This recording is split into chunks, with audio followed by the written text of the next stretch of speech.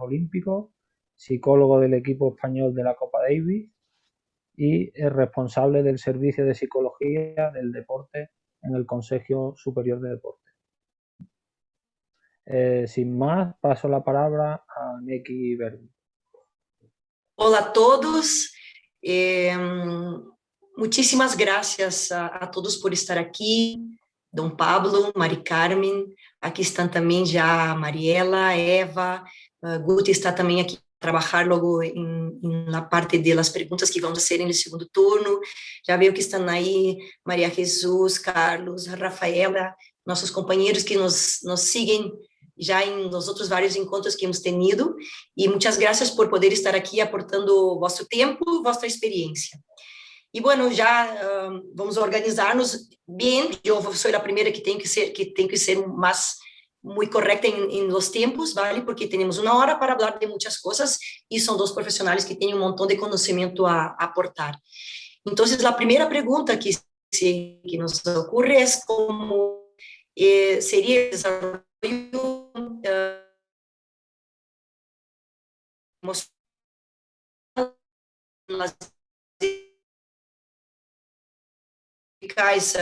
de los 5 a los 10 anos, a partir de aí 5, 6, essas idades são um pouquinho variadas segundo o autor, mas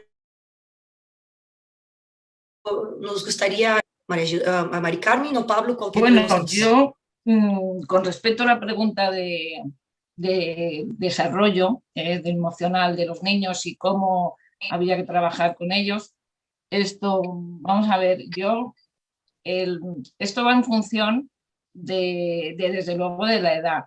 O sea, nosotros cuando nacemos llevamos como un pack emocional debajo del brazo, que son las emociones primarias, y estas emociones las tenemos y no sabemos cuáles son, ¿no? Son respuestas que tenemos. Los niños en la época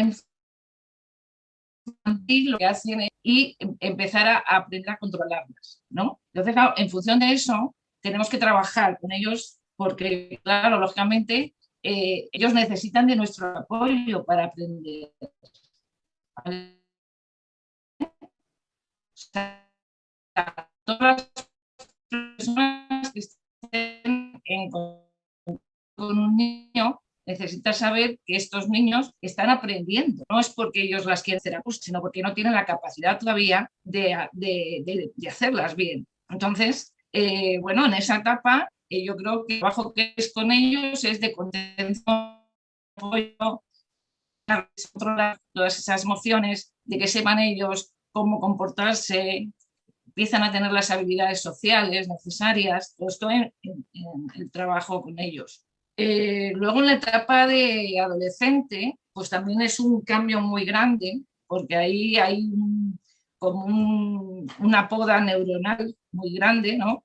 Y entonces ahí hay que tener en cuenta también que hay una emocionalidad muy grande, muy exagerada, es muy intensa, y los niños, o sea, los adolescentes se comportan de una forma también muy particular, ¿no? Entonces que puede llegar a tener, por ejemplo, rebeldía, mucha irritabilidad, a querer cuestionar la autoridad de las personas, ¿no? En este caso de los entrenadores. Entonces ahí tenemos que tener también mucho cuidado, ¿no? Y también apoyarlos, entenderlos, y darles, por ejemplo, más cancha para que ellos intervengan mejor, o sea, más en lo que es el trabajo. Bueno, todo yo creo que es sobre todo comprensión y apoyo por parte de las personas que están trabajando con ellos en estas diferentes etapas. Pablo. A ver, mi experiencia en la década de los 80, cuando yo estaba en la escuela de entrenadores de tenis, desde los 80 hasta el 2000, nosotros trabajamos directamente sobre cuál sería la edad ideal para iniciarse en la práctica deportiva. Entonces, en aquella época se especulaba bastante con los estadios de Piaget, con los 7, los 12, mayor de los 12. Al final, a mí la experiencia me dice que la iniciación, la práctica deportiva se debe iniciar siempre y cuando nosotros, como educadores, tengamos las habilidades y la formación adecuada para hacer llegar nuestros conocimientos a los alumnos. Y en esa parte de trasladar los conocimientos y la formación a los alumnos hay una parte importante que es el juego. Entonces, el niño tiene que aprender jugando. Si nosotros somos capaces de hacer las clases divertidas, el niño se divierte. Si juega, se divierte. Si se divierte, aprende. Y si aprende, pues los niños están a gusto, los profesores también y los papás también. Porque al final la motivación y la concentración que desarrollan y toda la parte emocional, el respetar, la interacción social, todo lo que desarrolla la práctica deportiva como actividad lúdica es muy importante en el desarrollo integral del niño como persona. Entonces, los intereses de los niños tenemos que pensar que son una prolongación de sus necesidades. Y las necesidades que los niños tienen es la de jugar y divertirse. Es decir, el que un profesor, un entrenador, sea un buen pedagogo y sepa hacer unas clases dinámicas, divertidas, entretenidas, que el niño esté interactuando, no solo con la pala, con la raqueta, sino con sus compañeros, trasladar y transmitir todos los conocimientos a través del juego. Si esto se hace, vamos a tener alumnos para mucho tiempo, porque luego al final lo que la práctica nos dice es que cuando el alumno deja el pádel o cualquier otro deporte, pues una gran responsabilidad es del propio entrenador, porque no ha sabido saber las necesidades que el niño tiene en esas edades. Entonces, en una edad, para mí el número 7 es un número mágico. A partir de los 7 o 12 años el niño, digamos que tiene unas operaciones concretas, piensa en lo concreto, en el aquí, en el ahora, en el momento. Ojalá los adultos también tuviésemos esa habilidad de pensar en el aquí y el ahora, en el momento concreto, en el presente. Y a partir de los 12 años, yo creo que antes, porque también las fases estas han quedado un poco desfasadas, a partir de los 10, 11 años el chaval ya tiene una capacidad para hacer operaciones formales, utiliza un pensamiento más hipotético deductivo, es capaz de entender que si coge la empuñadura de la raqueta de una forma u otra, habrá un ángulo en la raqueta, que la intersección con la bola hará que salga un globo, que salga una bola más baja. Y todo ese proceso de interacción con el medio, con sus semejantes, pues es una edad en la que ya el chaval tiene más capacidad de retención, más disciplina, y es más fácil el poder mantener la concentración y la motivación del alumno en clase. Pero, insisto, para mí la clave está, más que en la edad, es en el programa que el técnico desarrolle para que el niño se divierta, se lo pase bien y aprenda. Y si nosotros jugamos, nos divertimos y aprendemos, es todo mucho, mucho más fácil. Porque uma das perguntas que tínhamos aqui era isso, que tipo de conhecimento e preparação seria ideal ou que seria necessário para que tivessem os internadores e os niños, ¿no? E aí já estás falando um pouquinho, já hablaste bastante com relação a essa pergunta, o sea que a través del juego, ¿no? ¿Qué más? Claro, es que tú piensas que un profesional lo primero que tiene que hacer es conocer un poco el modelo de lo que sería una enseñanza sistemática, ¿no? En esa enseñanza sistemática tiene que establecer objetivos de enseñanza-aprendizaje, unos objetivos generales, específicos, operativos. Tiene que hacer una valoración de las capacidades iniciales del alumno, es decir, ¿con quién voy a trabajar? Y en función de con quién voy a trabajar, voy a establecer unos objetivos. Y luego tiene que hacer una selección de los métodos de enseñanza. Es decir, en la didáctica del deporte hay diferentes estilos, una instrucción directa, un analítico progresivo, un analítico secuencial, una enseñanza mediante la búsqueda, un aprendizaje por observación. Es decir, hay diferentes métodos o estilos de enseñanza que el profesional de la enseñanza los debe de saber y los debe de manejar como herramientas básicas a la hora de transmitir esos conocimientos al alumno. O sea, no solo tiene que tener un cubo de pelota, sino que tiene que tener un cubo de conocimiento, es decir, hoy, ¿qué voy a hacer en la clase? ¿Qué voy a trabajar?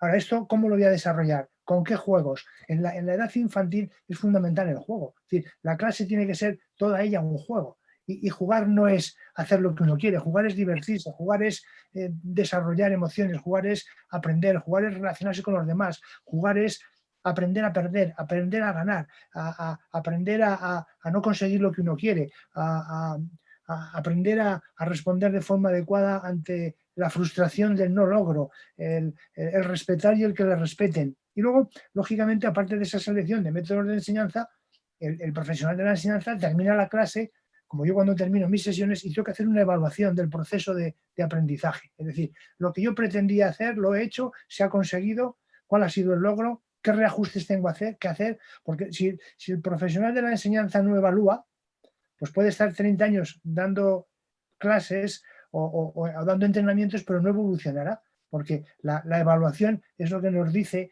qué es lo que tenemos que adaptar, qué es lo que tenemos que ajustar, cuáles son las necesidades para cumplir esos objetivos de enseñanza-aprendizaje. Y claro, todo ese paquete dentro de los medios con los que uno cuenta.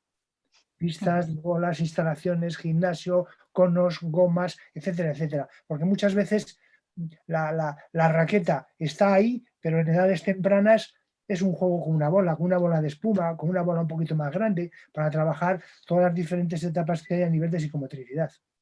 Bueno, yo también añadiría que es importante que se sepa, por lo menos en la base, cuáles son las diferencias de características de personalidad de los niños, porque en función también de eso, también es cómo tratar a un niño o a otro. O sea, por ejemplo, un niño que sea introvertido no se le puede tratar igual que un extrovertido. O sea, yo creo que esos conceptos también, por lo menos en base, deberían conocerlos.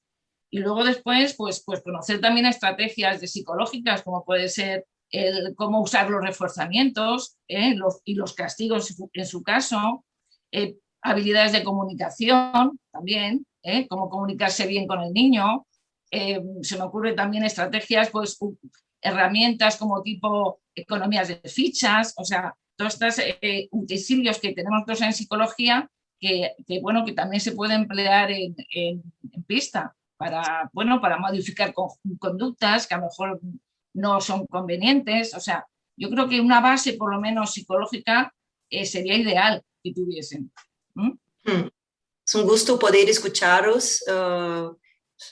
Se da cuenta uno del bagaje que tiene, de la experiencia que tienen los dos desde la práctica, no apenas desde la teoría, y qué importante es nosotros los profesionales que estamos trabajando o que tenemos escuela, que seamos conscientes de que un profesor es mucho más que una persona que sabe jugar bien al pádel y que está con otro ser humano delante, y que qué importante es formarnos, qué importante tener ese conocimiento, ese espacio dentro de uno, eso de saber manejar las emociones, cada persona que está ahí, ¿verdad? Saber poner los límites cuando hay necesario, saber las necesidades que tienen, no simplemente estar ahí con un cesto, que yo entiendo que se empieza de alguna forma, ¿no? Hay que empezar a ser profesor y después de un tiempo ya tienes 20, 30 años, ¿no? Que hay que empezar, pero por lo menos una búsqueda del conocimiento, de la información para poder tratar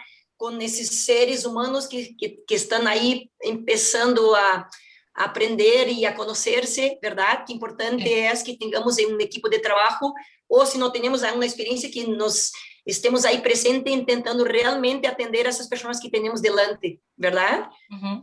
Pensar, entonces, por un momento, Neki, que el futuro de cualquier deporte está en la enseñanza. Está en la enseñanza y en la formación de técnicos. Hace muchos años, os digo, a principios de la década de los 80, la Federación de Tenis, el tenis como deporte de raqueta va muchos años por delante de otros muchos deportes. Entonces, se hizo unos programas de trabajo llevando el tenis a los colegios y adaptando la reglamentación y los materiales, es decir, las raquetas, las bolas de espuma, las bolas pinchadas, etcétera, etcétera, a la edad con la que se trabajaba con los alumnos. Entonces, apareció el mini tenis como una modalidad, se fue introduciendo la competición, que luego me parece que había algo en relación con la competición. Entonces, la formación de los técnicos, es decir, si el pádel o cualquier deporte o la gimnasia quiere que su deporte evolucione, la formación de los técnicos es un trabajo básico, elemental y necesario para que ese deporte pueda evolucionar. Porque un buen técnico mantiene viva la motivación del alumno y lo engancha, y puede estar, la longevidad de un deportista es enorme cuando un entrenador sabe dirigirlo y sabe entrenarle. Pero también puede hacer un trabajo malo, y es excesiva disciplina, clases muy estrictas, muy enmaquetado todo, y claro, cuando lo que nosotros damos en la clase no cubre las necesidades del niño, ese niño se va a ir a otro deporte, o se va a ir a otra actividad que satisfaga sus necesidades. Ujú.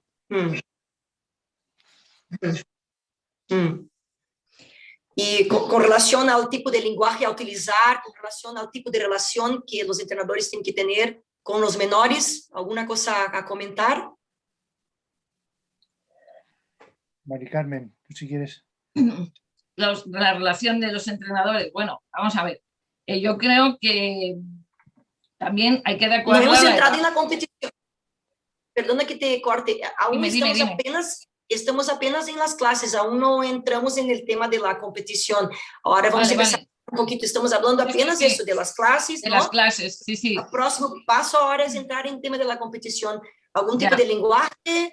Sí, mira, o sea, lo que quería decir es que el lenguaje, primero hay que adaptarlo al niño, o sea, está claro. O sea, yo no puedo hablar a un niño como si fuera un adulto o hablar con algo que no me entienda.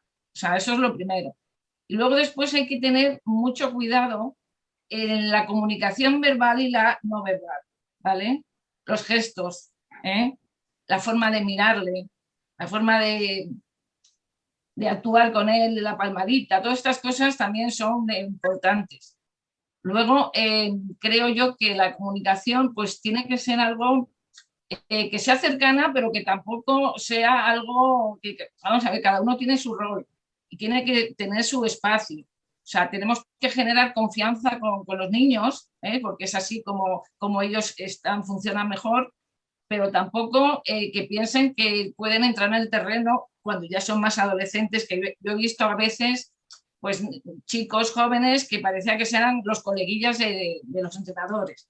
Yo ahí no lo veo. O sea, yo creo que tenemos que guardar la distancia necesaria, pero con la cercanía que corresponda al momento que no necesite el niño, ¿no? O sea, y luego después, ¿cómo hablarle? Pues hablarle, dependiendo de la edad, claro, cuando son más pequeños, pues de una forma más clara, más sencilla, decirle, darle órdenes de una en una, o sea, las instrucciones de una en una, no 25 porque ellos no lo entienden.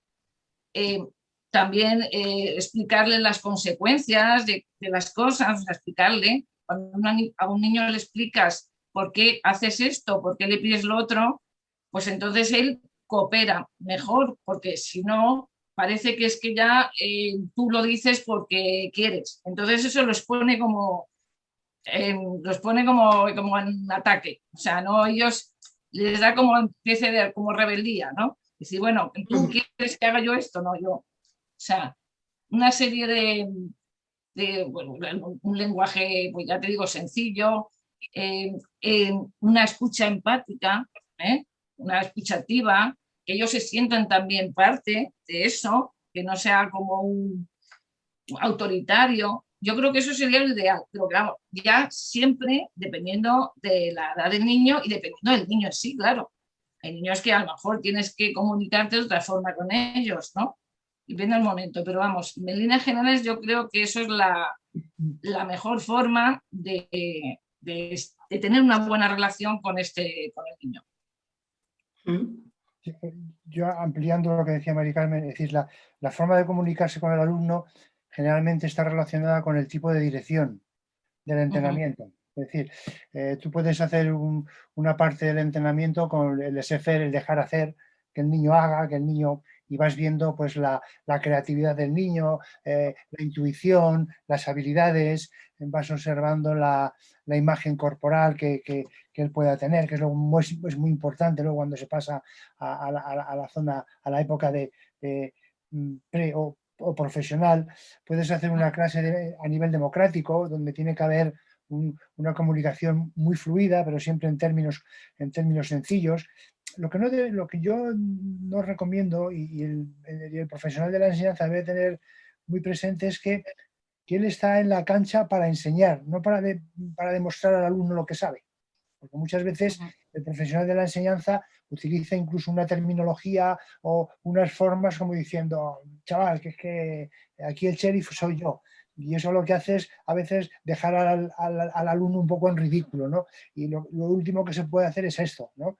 Y luego a veces, oye, pues A veces también hay que utilizar una forma de dirección que es, vamos a decir, bueno, pues no es autoritaria, no es tirana, pero sí es un ordenar y mandar y obedecer. Es decir, los alumnos tienen que aprender a manejarse en esos 3 estilos de enseñanza. Y de acuerdo con esos estilos de enseñanza o formas de desarrollar las clases, tendremos un lenguaje u otro. Es tan diferente el jugar bien y el saber enseñar, ¿verdad? Sí. Mira, Parece que es una cosa tan importante. Becky, una de las cosas que nosotros insistíamos bastante es que un gran jugador puede ser un mal educador. Porque pensar que el profesional de cualquier deporte no es solo entrenador o monitor o la nomenclatura que se utilice, es un gran educador. Estamos trabajando con personas y la práctica deportiva es un medio necesario, imprescindible, donde el cerebro del sujeto también se está desarrollando en la propia interacción con el medio y con la actividad deportiva. Entonces, es decir, los entrenadores os tenéis que ver como educadores, sobre todo cuando se trabaja con estas edades tempranas, ¿no? Y luego, dentro de esas edades tempranas, yo soy muy partidario de lo que es la familiarización temprana. Y un chaval puede empezar a jugar a pádel con una paletita, con una raqueta, con 5 años perfectamente y con bolitas, etc. Se está familiarizando, se está desarrollando sus cualidades psicomotrices. Pero lo que no soy partidario es de la profesionalización temprana. Es decir, un niño con 7, 8 años que vaya todos los días a entrenar 2 horas, tal, etcétera, etcétera, al final las curvas de rendimiento nos dicen que cuando hay una especialización temprana también hay una muerte temprana. Es decir, el abandono de la práctica deportiva se acelera muchísimo más. Mientras que hacen una familiarización temprana y un aprendizaje más progresivo, duran más en esa práctica deportiva. No hay que quemar etapas, ¿verdad? Efectivamente, no los quemamos. Sí. Y eso, por eso, no sé si habéis terminado los dos, porque ahora entra en otra parte, que sería, de las preguntas es, ¿cuál sería la edad ideal para empezar a competir? Y también, ¿cuándo sería que se empezaría a trabajar, hacer el trabajo mental de los menores? ¿Cuándo y de qué forma? A ver, la competición, se ha hablado mucho, se ha escrito más sobre cuándo y cómo. Yo diría que más que cuándo es cómo. ¿Cómo iniciar al niño en la competición? Bueno, pues vamos a ver. Cuando el niño juega, hay un resultado, hay un ganador y hay un perdedor. ¿Sí o no? Y a través del juego tiene que aprender a reconocer y a valorar y a cesar la derrota y el no logro, o la derrota y el triunfo a través del juego. Entonces, la iniciación en la competición tiene que ser algo progresivo y sobre todo comenzando a iniciarse en la competición, por ejemplo, en competiciones por equipos. Yo lo recomiendo. En lugar de una competición individual, donde toda la ansiedad y toda la presión de los padres suele estar ahí enfocada, y al final, cuando el niño sale de la cancha, el padre dice, ¿cómo has quedado? Yo, por ejemplo, cuando trabajo con chavales pequeños y no tan pequeños, en la evaluación que hacen de las competiciones no les pregunto el resultado porque no me interesa. Me dicen, Pablo, no me preguntas cómo he quedado, pues no me interesa. ¿Te has divertido? ¿Tú lo has pasado bien? Sí. Y sí, es una cuestión muy importante. Yo lo hago con los profesionales o con deportistas olímpicos de primera serie. Les digo, ¿qué has aprendido de esta competición? ¿Qué podemos transferir a los siguientes partidos? Esto es importante. Entonces, más que la edad es el cómo iniciarlos. Yo lo haría con competiciones amistosas en los que se valore el esfuerzo, la constancia, la concentración, las ganas, más que el resultado. El resultado, tenemos que educarles que el resultado es una consecuencia de todo lo anterior. Normalmente esto se hace al revés. Yo cuando voy a competir ya tengo que ganar. No, tú para ganar tienes que aprender a ganar y a perder. Y educar al medio ambiente, tanto entrenadores como padres, para que no se interesen solo y exclusivamente por el resultado, porque entonces estamos creando una ansiedad de una situación de estrés, porque el ganar, no nos olvidemos que no depende del alumno, depende de una parte, pero el que tiene enfrente, o los que tienen enfrente, en el caso del padre, también quieren ganar. No Mari. Ya. Yo además diría que yo empezaría a introducir a un niño en la competición cuando el niño estuviera realmente preparado para competir. O sea, hay niños que no saben gestionar la ansiedad o el estrés que puede causarle una competición, y entonces en ese caso yo retrasaría el pasarlo, en que empezara a competir. Y ya no solamente por el hecho del estrés que le puede causar la competición en sí, porque eso es algo que, bueno, ellos tienen que aprender a gestionar, sino por el hecho de que les están ya poniendo dentro de un ranking. O sea, ya ellos ya le están puntuando. Y eso, hay niños que no están preparados como para esa presión, de estar luego ya dentro de que le están cuantificando, vamos. Entonces yo ahí intentaría evitar que un niño que no esté preparado emocionalmente empiece a competir. Le prepararía primero en eso, como psicóloga, vamos. Sí, pero lo que pasa es que, Mari Carmen, para un entrenador decirle que no comience a competir cuando un niño no esté preparado emocionalmente, para ellos no es fácil esto. ¿Cuándo está un niño preparado a competir emocionalmente? No, vamos a ver, se supone que lo que has dicho tú, vamos a ver, antes de competir, lo que es entrar en una liga, en una federación, aunque sean menores, lo que hay que hacer es precompetir, o sea, empezar a competir por diversión pura. Entonces, bueno, pues ahí pues empezamos a meterle poco a poco, pues en el tema de, pues vamos a hacer una liguilla en los clubs, o las liguillas hechas que se hacen en la autonomía, o sea, en Madrid. Entonces ahí vamos viendo, vamos tanteando con el niño. O sea, yo he tenido casos de niñas que se lo pasaban fenomenal jugando, que jugaban muy bien cuando jugaban en las liguillas, y cuando empezaron a competir en la federación cambiaron totalmente, porque la presión, no estaban preparadas para esa presión en ese momento.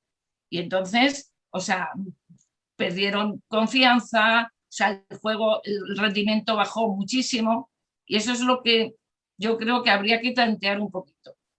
Es mi opinión. Estamos hablando de menores, ¿eh? Estamos hablando de niños pequeños, o sea, de niños que a lo mejor tienen 8, 9 años.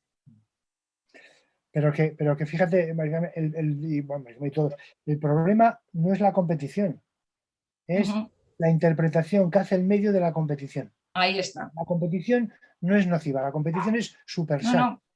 No, estoy de acuerdo. El problema es el medio ambiente que tiene el niño, que parte del entrenador y de los padres. Sí, justo. Lo que hace que la competición sea una situación de estrés y de ansiedad constante y permanente. Porque tú ves a un niño cuando está entrenando, está jugando y da unos golpes, se maneja bien y empieza a competir, la pega con la caña, la pega con el taco, la deja en la red, etcétera, etcétera. ¿Por qué? Porque realmente tiene tal tensión y está tan bloqueado que incluso hasta se desplaza con mucha dificultad. Porque claro está que jugar y llegará casi, llegará reventado, llegará con unas agujetas y un dolor de todo el cuerpo por la tensión acumulada que tiene en la cancha.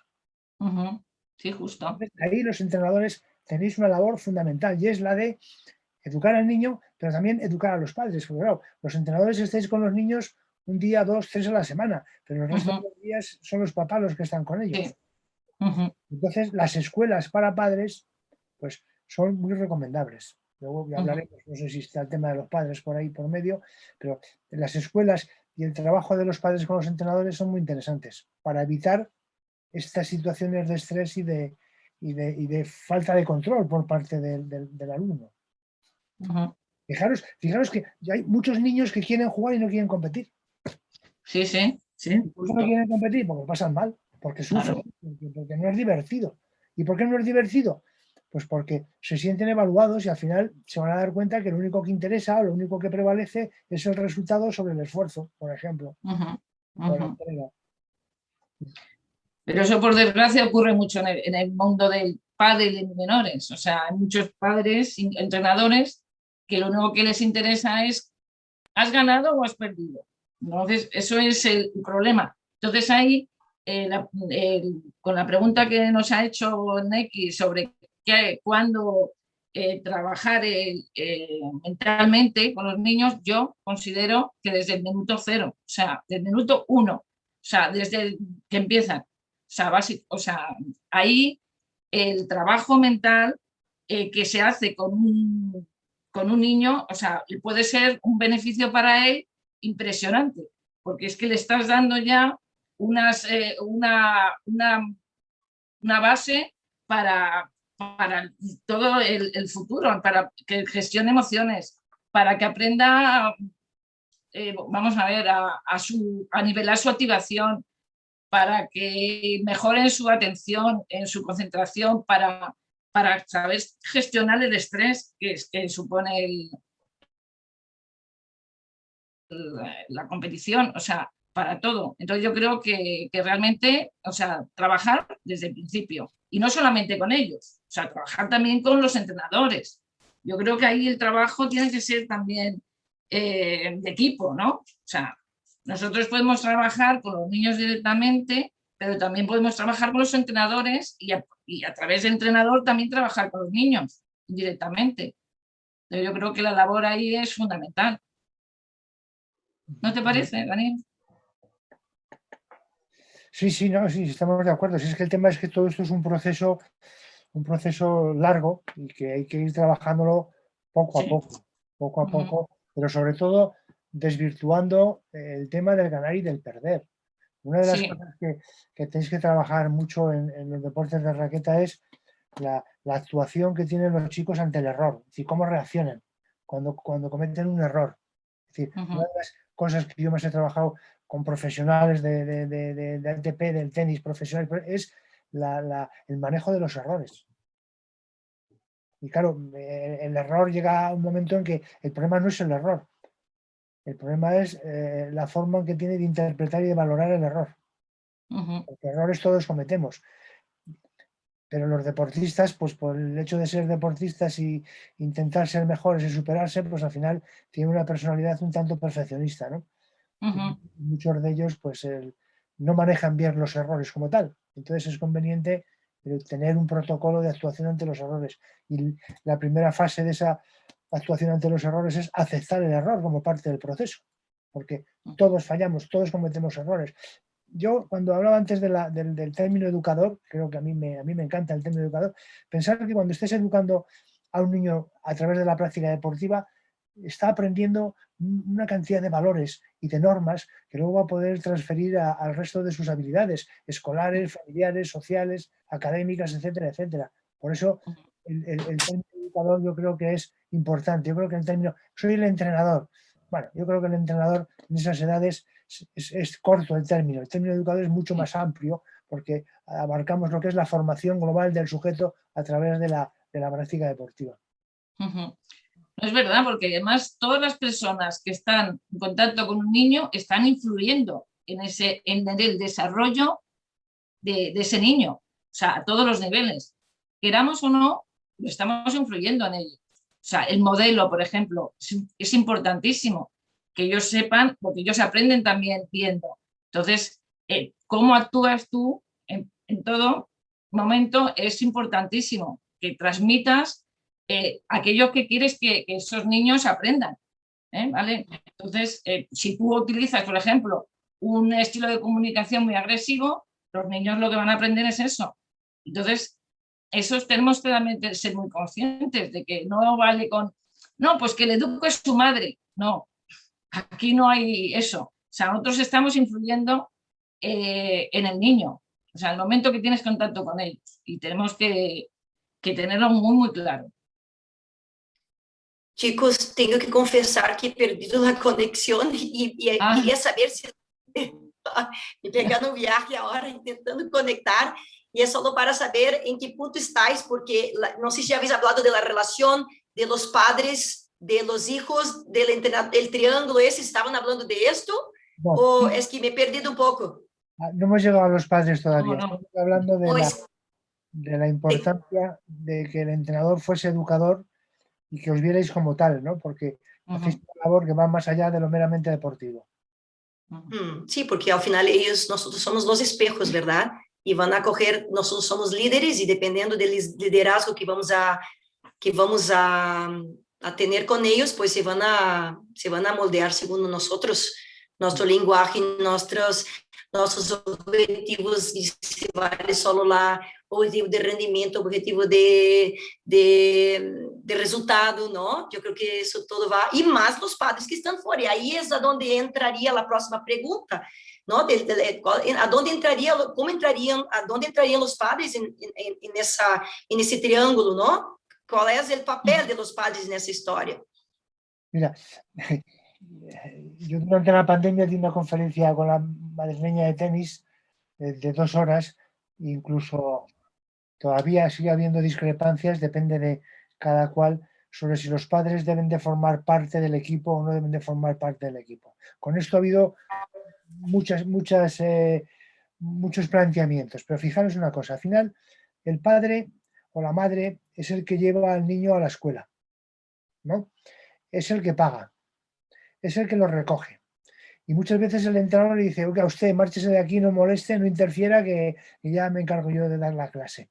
Entonces, yo creo que cuando hay un gran éxito deportivo, el otro día ganaba una niña una prueba de natación y me llamó la niña y le dije, felicita a tu madre. ¿Y por qué a mi madre? Digo, porque lleva 10 años llevándote todos los días a la piscina. Por eso, felicita a tu madre, si no ya la llamaré yo. Entonces, yo creo que los padres tienen que formar parte del programa de trabajo de las escuelas, pero deben de formar parte con ese rol de padres, pero hay que informarles de cuál es la escuela, cuáles son los objetivos, cuáles son las normas, cuál es la disciplina, la puntualidad, que no tienen que interferir en las clases, pero hay que permitir que haya una familiarización de los padres con el deporte y con lo que se haga, porque el padre no solo está para llevar al niño y para pagar, sino que el padre también necesita tener un feedback, un reconocimiento, y también a veces le apetece ver cómo progresa y cómo juega su hijo, ¿no? Entonces hay que establecer unas líneas de comunicación muy claras, muy definidas al principio del curso con los padres. De esta forma te evitas problemas e interferencias a lo largo del curso, porque una escuela donde tú manejas X niños, al final es importante que establecer unas normas y unas pautas de cuándo hablar con el padre, de cuándo atenderle, de cómo transmitirle, etcétera, etcétera, porque si no van a estar todo el día agarrados a la valla, interfiriendo, distrayendo al niño, etcétera, etcétera. Ese tipo de padres luego, cuando el niño va a la competición, pues es una transferencia de cómo se comporta en la escuela y luego se va a comportar en la competición de cualquier forma, ¿no? Entonces, yo soy partidario de que los padres entren, de hecho, yo tenía por aquí unas cosas, lo que es el padre positivo y hay de todo, padre positivo y padre negativo. Sí. El padre negativo que toca un poquito la pala, le dice, bueno, tú ves ahí que te enseñen X, pero luego el que realmente te va a enseñar soy yo. Yo soy el fenómeno. Entonces, muchas veces el propio padre hace de entrenador a escondidas del entrenador y usurpando el papel y el rol del entrenador, con lo cual dice, esto no puede ser, usted es padre. Es muy difícil, déjeme que yo sea el entrenador, pero todo eso hay que explicárselo a los padres, porque si no, lo que hacen es interferir en el proceso de enseñanza del propio entrenador y en su trabajo, ¿no? Al final, hay que entender que hay un interés común entre el entrenador y el padre. ¿Cuál es el interés común? El niño. No hay otro.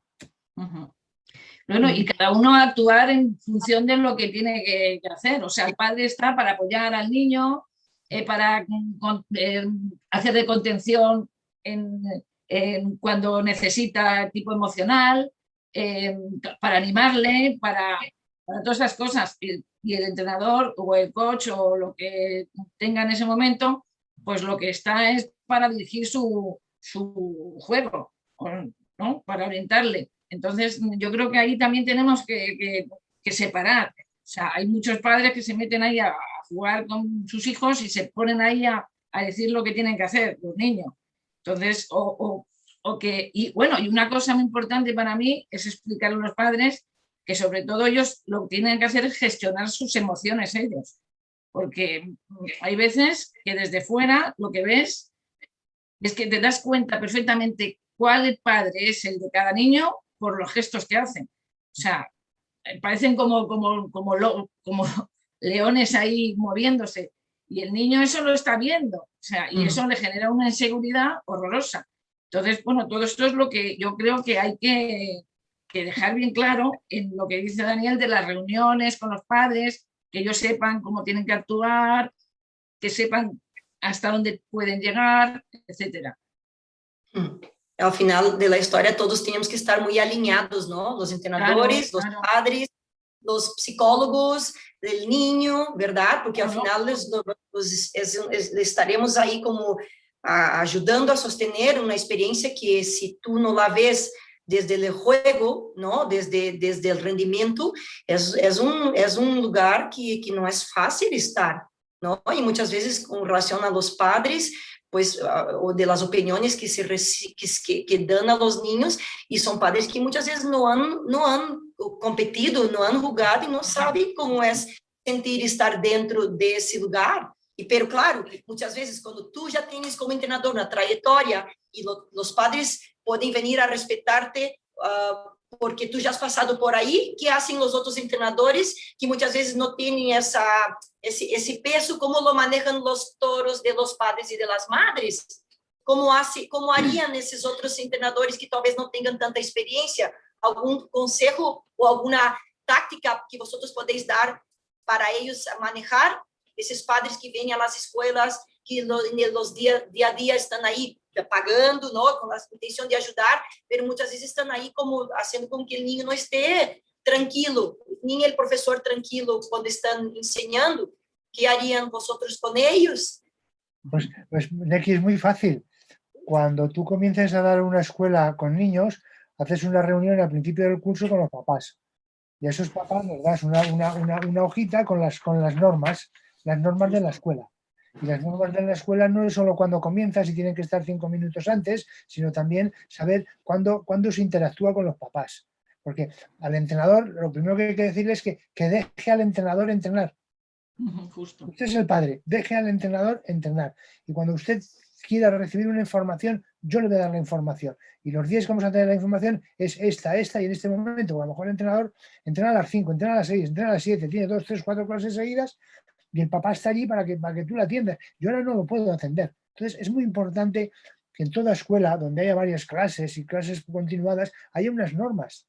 Hay unas normas. ¿Por qué? Porque es que si no, hablamos de las emociones de los niños, de las emociones de los padres, ¿y qué pasa con las emociones de los entrenadores? Sí, también. A veces tú estás allí y ves al oso que está allí en la barandilla agarrado y que está incordiando y tal, y además es una fuente de distracción para el propio entrenador. Sí. Entonces, claro, una manera de cogerla ahí, bueno, ahora con las pistas de cristal no, pero si fuesen de tal, y le metería un pelotazo. Bueno, pues a veces uno lo piensa, pero tiene que también controlar las emociones e intentar ver que el padre es el que lleva al niño y el padre es el que paga. Por lo tanto, es un cliente y que hay que atenderle, pero hay que atenderle dentro de unas normas, no cuando él quiera. Ok.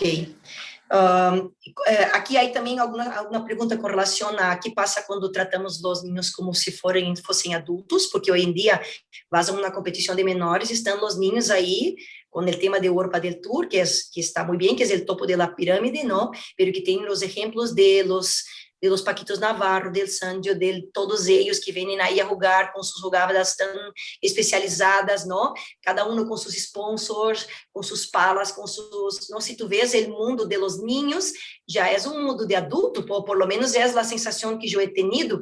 Entonces, ¿cómo se maneja esto? No creo que todos están siendo tratados como adultos, pero seguramente muchos estarán. Y también otra pregunta es...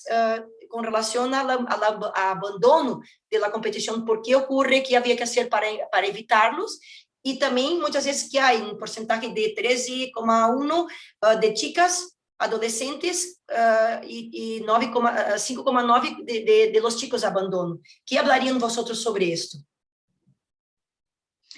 Bueno, referente al abandono, yo creo que le estás diciendo al abandono cuando llevan un tiempo... en menores, pues me imagino que en la adolescencia, ¿no? Me estás hablando. Bueno, vamos a ver, hay que entender, o sea, en la adolescencia, como he dicho antes, pues hay una serie de cambios, ¿no? Entonces, esos cambios son los que hacen pues, que los niños, pues esto, pues ya sean más rebeldes, que los niños valoren más a sus compañeros, amigos, ellos quieren socializar, ¿vale? Entonces, ¿qué pasa? Que claro, cuando eso no lo tienen en el mundo deportivo, pues lo buscan en el otro mundo, que puede ser el escolar, el de sus amigas, lo que sea, ¿no? Y luego después, hay muchos niños que a lo mejor resulta que también llegan allí, pero no porque ellos quieran, sino porque les han forzado un poquito, ¿vale? Entonces, ¿qué pasa? Que cuando llegan a esa edad, como que ya, de hecho, son más rebeldes, ya se quieren imponer ellos su voluntad, pues dicen, pues ya está, se acabó, esta es la mía, dejo esto que no me gusta, ¿vale? O sea, hay muchas razones por las que los adolescentes pueden dejar el mundo del deporte, ¿no? Porque a lo mejor tengan mucha presión, porque las expectativas tanto para la parte profesional como de sus padres, para ellos sea muy alta, ¿no? O sea, yo creo que por ahí van los tiros, ¿no? Entonces, bueno, ¿qué se puede hacer para remediarlo? Pues a lo mejor motivarles de otra forma, que lo que ellos buscan fuera lo tengan dentro. O sea, yo creo que ahí le falta un poquito el padre en los clubs, el que formen más pandilla, vamos, que tengan más socialización entre ellos, sobre todo las niñas, ¿vale? Que son las que más lo abandonan porque ellas buscan eso en otro sitio, buscan esa relación la buscan. Y luego después, que también es muy importante, es que ellas, para ellas es muy importante la valoración, su imagen. Entonces, claro, si son niños que a lo mejor no han conseguido las cosas que han querido conseguir, pues ya ellos se desmotivan, pierden la ilusión, ¿vale? Siempre soy una segunda, o siempre es que no paso del cuarto puesto, pues entonces ellas también pierden la ilusión. Entonces llega un momento que por mucho que los padres quieran, la niña va a entrenar sin ganas. Y entonces al final pues acaban abandonando. Eso por lo menos es mi experiencia del tiempo que yo he estado en menores, que ha sido bastante tiempo, y yo he visto muchas niñas irse y parte ha sido por eso. Bueno, empiezan los novietes también y todas esas cosas y claro, también influye. Pero aquí hay una cuestión, yo como entrenador, si yo a determinada edad o en un curso o en un grupo hay abandono, yo automáticamente tendría que preguntarme qué no estoy haciendo bien para que el chico o la chica, me da igual, abandone la práctica deportiva. La práctica deportiva no es solo atribuible al que se va, sino a qué no hacemos nosotros de forma correcta para que se marche. Puede Y ser, vuelvo a lo que dije al principio, es decir, los intereses y las motivaciones del niño, desde el inicio a cuando ya llega a los 13, 14, 15, 16 años, van cambiando con la edad, van cambiando. Y es importante que el entrenador y el medio ambiente social, familiar y deportivo sepan ir regulando los diferentes objetivos para que esa persona, chico, chica, esa persona en general, se sienta realizada con aquello que hace. Porque si yo lo educo y lo formo con lo importante es ganar, pues cuando yo pierdo, ¿qué coño hago ahí?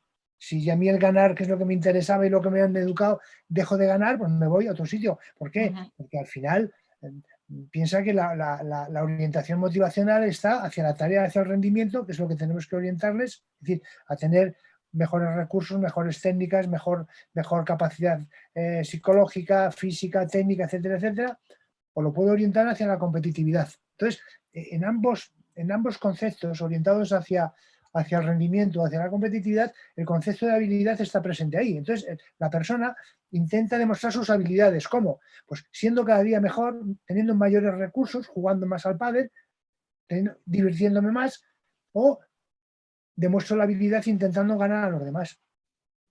Pero yo no siempre gano. Entonces, cuando dejo de ganar, ¿en qué me quedo? Pues esto ya no me interesa. Porque si yo estoy orientado hacia la competitividad, en el momento que yo no gano, ya pierde el interés para mí el deporte, o en este caso el pádel. Y luego, en los niños más pequeños hay una orientación motivacional que es muy significativa, que es la aprobación social. Es decir, el padre positivo, ¿qué es lo que hace? Iniciar al niño en el deporte, en el que sea, dejar de estar, ¿no? Enciendo el fuego y lo dejo ahí, lo veo desde la distancia, pero yo apoyo y colaboro con el entrenador. Pero esos niños muchas veces practican algo no por ellos ni para ellos, sino por los padres.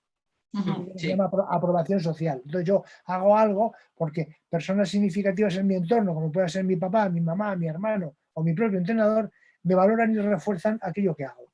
Entonces es una motivación extrínseca que para esas edades es importante. Claro, si a mí me llega un chico con 15, 16, 17 años o algunos mayores que tienen una orientación motivacional hacia la aprobación social, algo no funciona.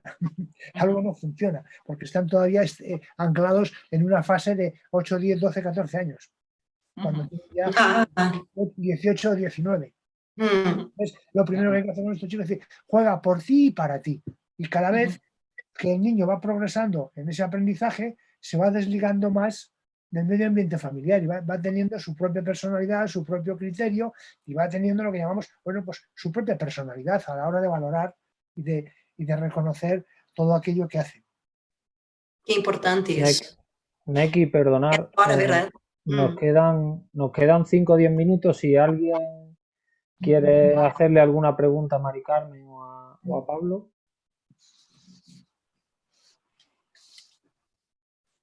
Si no, podéis seguir. María Jesús. María Jesús, ¿verdad? Sí, activa el No. ahora ya. Ahora. Sí. Hola. Es una pregunta para Mari Carmen. Gracias a todos, que está siendo bonita. A ver, que no se me cae el móvil. Hola, Mari Carmen. Hola. Una cosita. Es un tema un poco más delicado porque voy a hablar de una persona de síndrome de Down, de 8 años. ¿Cómo se trata, Mari Carmen, cuando, por ejemplo, ese niño no se le puede decir, generalmente no hay que emplear la palabra no, pero especialmente él es una persona que hay que intentar, lleva muy poquito, intentar que si le dices no a algo, lo hace muchas veces más y le intento distraer. Por si puedes decir algo en el que se pueda actuar de alguna manera u otra. ¿Algún consejo? Bueno, vamos a ver, en este caso es complicado porque, claro, el nivel cognitivo del niño es el que es. Entonces ahí tienes que tratarle de una forma, pues a lo mejor más concreta, o sea, con indicaciones muy, muy sencillas, reforzándole mucho los pequeños pasos que vaya dando, o sea, no esperando más de lo que él puede dar, o sea, ese niño. O sea, es como el aprendizaje encadenado que llamamos, que es un pasito, reforzamiento, otro pasito, reforzamiento, otro pasito. Entonces, que una cosa lleve a la otra. Pero realmente ahí, bueno, tendríamos que ver, porque síndrome de Down es que hay muchas, es dimensional, o sea, esto no es una categoría. Entonces habría que ver cuál es la capacidad cognitiva del niño y bueno, en función de eso, pues tratarle de esa forma. Y sobre todo, pues lo que ha dicho, un juego, que es súper importante, pues que lo tome como un juego, que no sea como algo obligado, que no se sienta con una imposición, ¿no? Y se sienta tranquilo, relajado, y entonces así es como lo vamos a conseguir. Es que allí me pasó lo que dice Daniel de Río, que por ejemplo el padre se metió, bueno, lo dejo. Es de broma, estoy... No. Nosotros también nos hemos enterado que era hora, Daniel. Sí, yo tampoco sabía. Dale, María Jesús, está todo bien. Vale, perdón, que no la había oído y entonces no sabía si... No, está perfecto. No, que en una clase específica el padre de otro, al ver que quería dar un palazo a un compañero, pero lleva pocos días y ya le estoy cogiendo el intentar distraerle. Entonces el otro padre se metió con buena intención, le empezó a decir no, que le dije que no lo dijese y entonces lo hace más. Son casos de ese estilo. Entonces ese padre que lo estaba controlando, porque ya parece que lo estoy empezando a tratar, pues él sin querer le dije, no le digas no, que lo hace más veces. Pues él fue corriendo a por él. Entonces eso es lo que decíamos del padre a veces cuando se mete en clase, pero no de ese niño, de otro. Bueno, ahí lo que tienes es que enseñarle la conducta que tú quieres que haga, ¿vale? En vez de coger y no por algo, pues a lo mejor ¿qué es lo que debes hacer con el niño? O sea, decirle, bueno, pues a lo mejor en este caso yo no sé por qué querría dar con la pala, a lo mejor no, a lo mejor llamar la atención nada más. Entonces, coger y decir, no, pues se la hace acaricia o un amigo se le abraza. O sea, enseñarle qué es lo que debe hacer, no lo que no debe hacer. No, claro. Aparte que Gracias. no se entiende. No, o sea, hay que explicarle las conductas que quieres que haga, dentro de la capacidad que tiene, no de lo que no quieres que haga, y reforzarle lo que está haciendo. Gracias. Pensar que vosotros como educadores, cuando a un alumno le decís no, os estáis convirtiendo en parte del problema. Al alumno tenéis que decirle qué es lo que quieres que haga, no lo que no quieres que haga. Entonces, si no le damos opciones de salida, es decir, le cerramos la puerta, pero no le damos otras opciones de salir, el chaval se va a bloquear. Se va a bloquear. Como nos pasaría a nosotros como adultos, exactamente igual. Entonces, es importante no decir lo que no haga, sino decir qué es lo que quieres que haga, darle otras alternativas. Y con respecto a los padres, ya para concluir, pensar que muchas veces vosotros como entrenadores tenéis que saber cuáles son los objetivos del padre, es decir, por qué el padre lleva al niño a la escuela, por qué el padre quiere que su hijo juegue a pádel. Es importantísimo, porque puede que este hombre le lleve con unos objetivos que sean totalmente desfasados o que no se ajusten a la realidad. Y a lo mejor pretende que en 3 años esté en el circuito Pro Tour ya codeándose con los Masi, con los Dani, con los mejores del mundo. Entonces, vosotros, como conocéis vuestro deporte y conocéis la progresión en el deporte, es importante que conozcáis cuáles son los objetivos del padre para adaptarlos, porque si no puede que os retire al niño de la escuela de tenis sin saber, digo, de pádel, perdón, sin saber por qué motivo, sino simplemente porque él entiende que no se está haciendo lo que él quería hacer o el niño no está logrando lo que él pretendía lograr.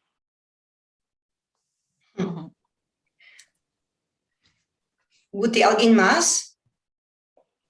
Por ahora no hay ninguna. No sé si alguien quiere preguntar directamente. Si no hay, yo quería solo preguntar, no sé si hay más alguien, solo la última cosa para cerrar, si no hay nadie. Sí, tenemos hasta el cuarto, 10 minutos más. Vale, no, si no hay nadie, si puedo comentar algo. Sí, claro que ¿Puede? sí. Vale, no solo con relación, yo creo que también una de las cosas así por experiencia es como que, ok, hay que intentar que los niños disfruten, jueguen, ¿no? Que los niños rindan bien, al final el resultado se va dando, pero también muchas veces el número de horas que les metemos a los alumnos durante la semana, que ya tienen muchos deberes, que ya tienen muchas cosas para hacer, yo creo que el número de horas que hacemos el entrenamiento del niño, también creo que es un aspecto muy importante para que él pueda abandonar o no abandonar. Cómo gestionamos las horas que están en pista para poder alcanzar nuestros objetivos con los niños y también cómo podemos, y los números de horas que ellos tengan también para descansar, para socializarse. Yo creo también que es un aspecto muy importante, ¿no, Pablo y Mari Carmen? Tú sabes, Neki, que una de las primeras cosas que yo hago, hemos trabajado juntos con algunos jugadores, es hacer una plantilla de actividades. Es decir, a qué hora te levantas, a qué hora te acuestas, cuándo entrenas, cuándo estudias, cuándo descansas, qué es lo que haces. Con el niño es exactamente lo mismo. A nivel de aprendizaje motor, ¿qué es lo que nos recomiendan? Pues que las prácticas sean cortas y periódicas, dan mejores resultados que largas y espaciales. Por eso, las escuelas de fin de semana pues aprenden mucho menos que si los niños van lunes, miércoles y viernes, 1 hora. Y tú lo puedes llevar 2 horas el sábado, 2 horas el domingo y al final de la semana 4 horas. Bueno, pues luego ese mismo otro grupo de niños va lunes, miércoles y viernes, 1 hora cada día, 3 horas a la semana. Bueno, pues con 1 hora menos de entrenamiento va a aprender más. Por lo tanto, una buena etiqueta sería clases cortas y periódicas mejor que largas y espaciadas. Y luego, por otro lado, es importante que muchas veces los padres pretenden que el niño haga inglés, dibujo, pádel, gimnasia, la de Dios. Entonces llega un momento en que el chaval ya eso no es divertirse, eso es estar estresado totalmente. Entonces van a la clase de pádel pues porque lo llevan, pero no porque realmente le apetece, porque lo que le apetecería sería estar en casa tranquilamente haciendo los deberes o a lo mejor jugando a la Play. Esa es otra. María, ¿tienes algo más por aportar? De mi parte, ya... A mí, Bueno, yo respecto a esto que has dicho de multiactividad, yo lo que creo que deberían los padres es, porque al principio yo lo que veo es que como que hacen pruebas en muchas cosas, ¿no? Van probando para ver qué es lo que les gusta al niño y luego después ya pues se decide. Entonces ya al principio de esa prueba pues yo pondría pues clases más espaciadas. Luego después ya cuando uno ya ha decidido lo que más o menos quiere, pues entonces ya le puedes dedicar más atención. Pero desde luego en un principio yo no veo... Si hay padres que están probando, que los apuntan al pádel, pero es que también hacen judo y hacen no sé qué. Entonces, pues bueno, ahí hay que dosificar, desde luego, porque es que si no el niño se vuelve loco. Pero yo soy partidario en principio que el niño haga varios deportes. Sí, sí, yo también, ¿eh? La especialidad, luego, Sí, pues, sí, sí, sí, sí. la propia experiencia es la que va haciendo una selección. Sí, sí, sí, sí. Y además, los que son buenos en todo. Sí, sí, sí, sí. Se lo rifan todos los entrenadores. El niño que es bueno en balonmano, en baloncesto, tiene unas habilidades, Sí. es bueno en todo. Y eso se lo rifan. Uh-huh. Pero el chaval tiene que hacer, y sobre todo yo les diría, sobre todo en la preadolescencia, en la infancia, yo recomiendo mucho las clases colectivas, más que clases individuales. Deportes donde se estaba profesionalizando en exceso y demasiado a edades muy tempranas al chaval, con un entrenador personal, con un entrenador particular, llevándolo a torneos, y cuando tienen 18 años los chavales están más quemados ya que las maracas de machín. Sí, sí, sí. Abandonan la práctica deportiva. Entonces, las clases colectivas son importantes porque el niño juega y tiene que jugar. Una clase individual de pádel es, perdóname la expresión, es un coñazo. Eso no hay quien aguante. Porque es para un profesional y a veces termina saturado, ¿verdad, Neki? Qué intensidad, qué barbaridad. Entonces, las clases colectivas, aparte de que son muy rentables, porque se optimizan más los medios materiales, el tiempo, todo, son también más divertidas y te da más juego. ¿Cuál es el inconveniente para los entrenadores? Que tenéis que sentaros a planificarlas. Tú una clase colectiva no puedes improvisar como norma, porque entonces es un desastre. Tienes que saber, tener tu hojita y saber qué juegos vas a hacer, qué ejercicios, qué tiempo vas a dedicar. Claro, una vez que tú tienes planificada la clase, es andar, es mucho más fácil, porque además evalúas y dices, pues este juego en lugar de ponerlo aquí lo pongo al final, y este otro en lugar de hacerlo aquí lo hago con bolas, no sé qué. Y esos matices, al final de un tiempo, tienes unos programas de entrenamiento geniales, porque son fruto de la experiencia y la evaluación y el reajuste de ese trabajo que estás haciendo. Pero pasa con los niños y pasa con los profesionales exactamente igual. Guti. me gustaría hacer una última pregunta breve, si no importa. Bueno, acaban de poner Gabriel Agüero, ha puesto una pregunta: ¿cómo manejan la gestión de las emociones con el pádel infantil? Con el pádel. Infantil. Sí, los más pequeños, entiendo.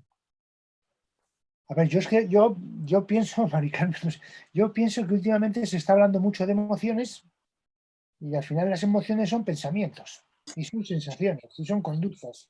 Es decir, el mundo emocional no se puede desligar de todo lo demás, ¿no? Entonces, hay un bloque de emociones positivas y de emociones negativas, pero que nos tenemos que familiarizar a convivir con ellas, porque muchas veces el profesional o el mundo del deporte piensa que la labor del psicólogo es hacer que todo el mundo sea feliz. No, para nada. Es decir, eso es muy difícil. Para nada.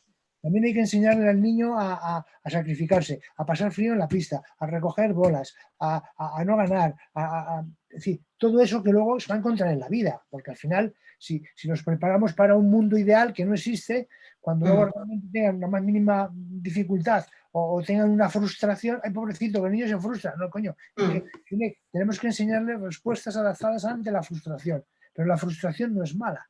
Lo que son malas son las respuestas inadaptadas, el cabreo, el abandono, la ira, el enfado, ¿no? como cuando uno comete un error y reacciona emocionalmente de forma negativa, pero las emociones forman parte de nuestra vida en el día a día. Simplemente lo que se trata es de enseñar que hay una relación causa-efecto entre lo que yo pienso, lo que yo percibo y las emociones que yo tengo. Quizás lo más complejo desde la parte cognitiva es enseñarle al niño a ser consciente, es decir, la toma de conciencia de qué piensa, cómo se habla, qué se dice en cada uno de los momentos del día a día.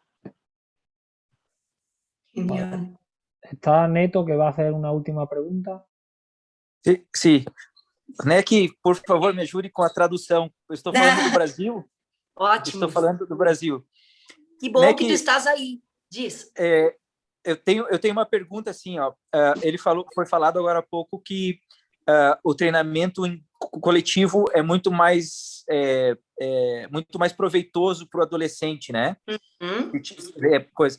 Como que você faz para um adolescente de 14, 15 anos, uma turma de 14, 15 anos, onde você tem interesses diferentes?